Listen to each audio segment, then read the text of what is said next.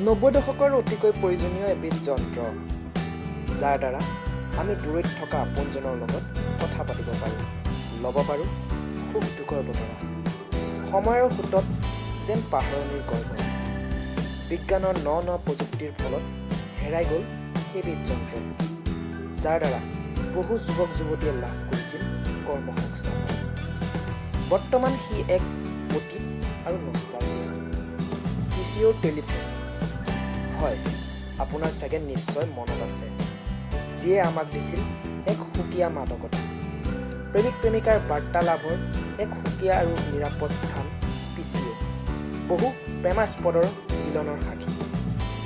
বৰ্তমান যান্ত্ৰিক আৰু বিজ্ঞানৰ উত্তৰণে পিচিঅ'ৰ টেলিফোনৰ পৰিৱৰ্তে মানৱ জীৱনলৈ আনিলে মোবাইল ফোন।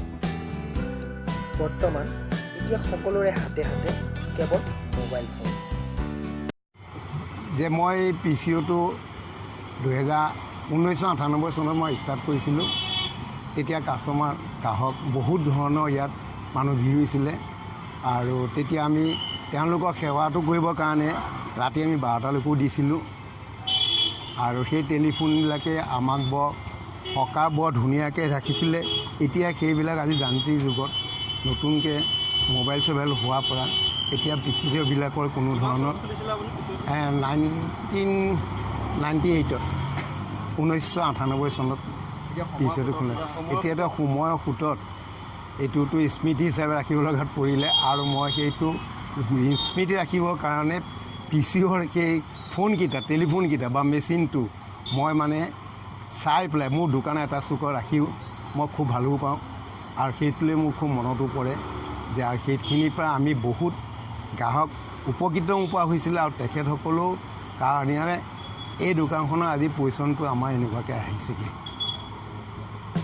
হয়, যিয়ে 90 দশকৰ পিচিঅ'ৰ মাদকতাৰ ম্লান কৰি আপোনজনৰ খবৰ লোৱাত অধিক সুবিধা কৰি দিছে। বৰ্তমান এইদৰেই পৰিত্যক্ত অৱস্থাত পৰি ৰৈছে পিচিঅ' টেলিফোনসমূহ। এটা সময়ত বাহিৰত ভিৰ হৈ থকা পিচিঅ'সমূহত এতিয়া নিস্তব্ধ পৰিৱেশ।